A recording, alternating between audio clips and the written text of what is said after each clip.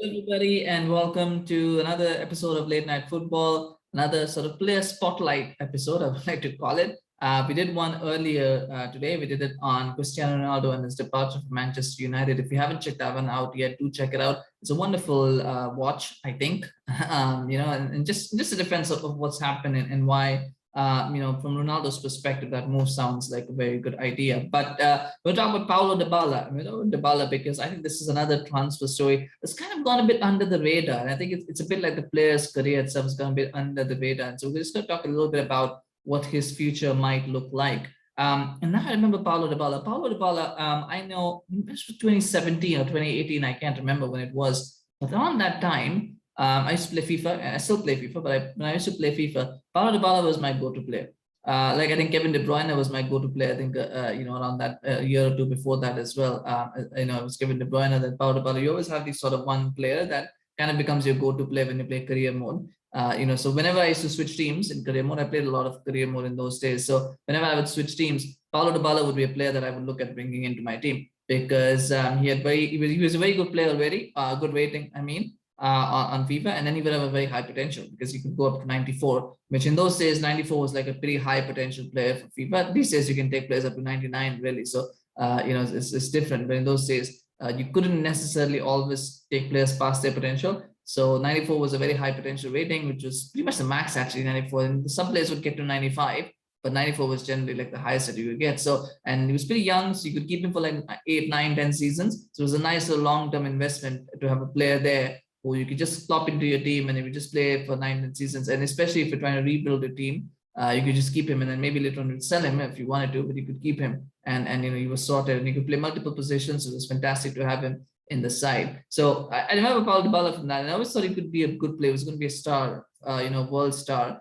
And then just the last 2, 3 seasons, everything's kind of just fallen apart for him. It's just become very, I don't know what the word is, but just things haven't kind of quite worked out for him. He's had a lot of injuries, he's had a lot of form issues. He's fallen out with managers. He's fallen out with players as well alongside him. So it's just been it's just kind of gone under the radar. I think even his career with Argentina is not kind of panned out as well. Was expected to be a really key player for Argentina at one point in time, and then it's just I don't think he even starts with them anymore. I'm not sure. Maybe somebody can tell me, but I don't think he's even a starter for them anymore. But it's a bit of a sad story. But also it's a little bit of a cautionary tale as well in some ways. He's now 29, by the way. That time flies, right? He was a young player back then, 5 years ago. Now he's 29, and it's difficult. It's sad to see. Juventus, he's had a lot of injuries as well. He has 6 injuries apparently in the last 1 year, so he's been injured a lot. I think his position has been messed around with. I think there was never a clear idea of where he's supposed to play. Is he a number 10? Is he a right winger? Is he a left winger? Is he a striker? They've tried to play him as a striker and a 2. They've tried to play him as a number 10, on the wings, false 9. They've tried to play him in so many different positions. I don't think he's ever settled on a position. I think his best position is as a second striker.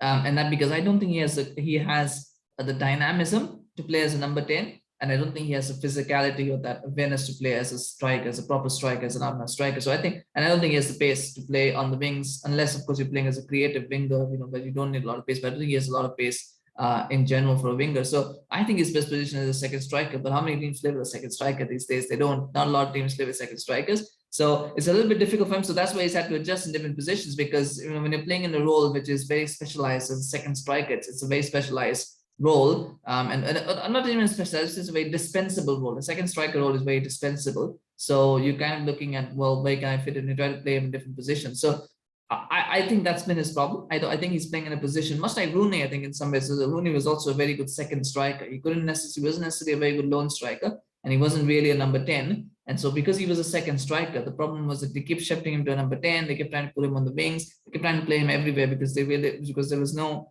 because that was a dispensable position. If you don't play with 2 strikers, then it becomes kind of if you can't really fit that into the team. So that's what I think. And therefore now he's having the issue of having to find a club because Juventus have released him on a free transfer. They're trying to work out a contract with him. I think this season has been okay for him. It's not been too bad, but I do believe that he started believing his own hype, and I think he thought he could get a lot more money than what he was worth. And so now he's looking for a new contract where he can kind of work. Inter Milan were linked to him. Inter Milan have kind of pulled out of that deal. They went and got Lukaku completing his boyhood dream of screwing Chelsea over and going back to Inter Milan. but they've got him, so now they don't need a striker anymore. So I thought Inter Milan would have been a good move for him because they do play with two strikers. So I thought it would have been perfect for Dybala, and I think Inter would have loved to have Dybala in the side, but his wage demands are just atrocious, and so they pulled out of that deal. There's talk that maybe Spurs might be interested. Conte knows him, they played in the same league. I don't know if they played together. I don't think they did. I don't think they ever played. I don't think Conte's ever managed Dybala, but they played in the same league, so he probably knew him. But Spurs were not interested as well. His wage demands were insane, and now I think it's down to United and Arsenal who are interested. I'm just going to say all the bat. I don't think he's a good player for Manchester United. I just don't think he's a good player for Manchester United. I don't think he's a good player for Arsenal either, to be honest. But I think Arsenal could do with a player like that if they got him. But I don't think he's a good fit for either of those teams. Arsenal, I think they do. The last thing Arsenal really built a good team spirit. And what they need are players who are going to fit in that team spirit. I don't think Dybala fits into that team spirit model that they have. I don't think he fits into that. I think he needs a team that's going to indulge him a little bit. That's going to make him, basically they make him the focal point of their team. And I don't know what team could do that, because and again, it goes back to the point where I do believe that he thinks he's better than he actually is. And that reminds me a little bit of Paul Pogba. I think he does give me some Paul Pogba vibes. As a United fan, he gives me Paul Pogba vibes, because I just feel like, he's a little bit like Paul Pogba in that regard, where he has an inflated opinion of himself.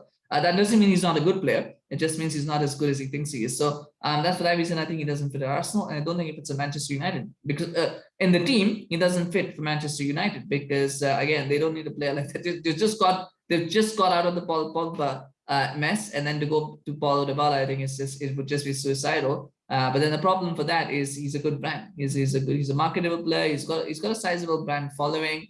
He's 29, so he's towards the end, coming towards the end of the season. He's someone who's going to demand a lot of wages. So it's this perfect, and he's a free transfer. So it's the perfect deal for Manchester United to do. And therefore, I think that is where, if Ronaldo leaves, I think that is where he might end up. And the only hope is that Ten Hag vetoes that deal, but I don't know if Ten Hag can. But I do believe he might end up there. So that's something to keep an eye on. But this isn't a show. This isn't me. I'm not in the know, and I'm not trying to. This is a show for me to go, well, this is where Dybala is going to go. I don't know where he's going to go. But this is more of a discussion kind of thing. I'm just wondering where he's going to go. What would be a good fit for him? I can't think of a lot of teams, to be honest, where he could go and be a sub. Maybe Roma might be. Mourinho likes his Maverick players. He can't always control them, but sometimes he likes having them. There was talk that they were interested in Ronaldo, so maybe they might be interested in Dybala. Maybe they might be interested in Mourinho might be interested in bringing him in. I think he could do a lot worse than going to Roma, so then that might be a good move for him. Napoli might be interested as well. I do think the pace of Serie A suits him. It's a little bit slower. It's not as fast paced, so he kind of has a little bit more time on the ball, a little more time to strut his stuff, so to speak. So I think that's where he might look. I mean, PSG might have been a good option in the past, but he's not going to start over Neymar, Mbappe, and Messi. So unless Neymar is going, they might bring him in, but then they have two left footers. So that might be something to think about. But I can't see him going to PSG either. So I think he'll stay in Italy. I just don't know where he's going to go. But right now, the only options on the table right now are Manchester United and Arsenal, as per reports. Now, this is not official sources. It's just rumors that are out there. And between those two, I think it's pretty obvious that it will be United that will take him. But if for some reason the other clubs get interested, I think he might want to stay in Serie A. I think Serie A is where he should probably look at and try to get. He'll probably have to lower his wage demands. So he will definitely have to lower his wage demands. And if he's willing to take a pay cut, not a pay cut, but just lowering his wage demands, I think he'll have a lot of clubs that will be interested still in him. Maybe not top clubs. Then United and Arsenal are not top clubs either. So, but I think maybe the second tier clubs, which United still technically are a second tier club. They'll soon be a third, fourth tier club. For now, they are a second tier club because they're in the Europa League. So that those clubs might be interested if you can lower his wage demands. I think the talk right now is 300,000 euros a week. I think for 150,000 euros a week, I think is a decent punt for Manchester United. I think it's a decent punt for Manchester United at 150,000 euros a week, because then if he doesn't perform well, you can still sell him and get rid of him. At 300,000, that's a deal that United shouldn't do. I think for Arsenal, probably the same, probably 100,000 and 50,000 euros. I think it's a deal Arsenal could do as well. The key point is he's 29, so he doesn't have a lot of time left. You probably aren't going to get a lot of money even if you try to sell him. So you've got to have to look at the wages and make sure that you can at least get rid of his wages. If he doesn't perform, you can somebody else might be okay to take him. So you don't want to sign someone on too high wages. And that's something I think that will be key. I don't know if United could negotiate such a deal.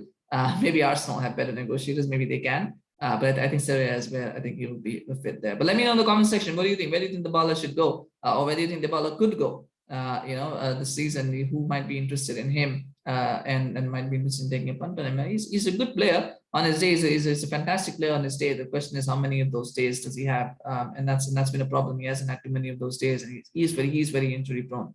So those are things that to be considered as well. But let me know in the comments, what do you think? If you enjoyed this video, do smash a like do smash a like, of course, and also follow us. Subscribe to our channel on YouTube. We have 700 followers on Facebook, by the way. Just thanks, shout out to all of our followers on Facebook who've liked us, followed us. Appreciate your support. Please, please do continue to follow us on Facebook. You can also follow us on YouTube, by the way. Those who are subscribed to us and follow Facebook.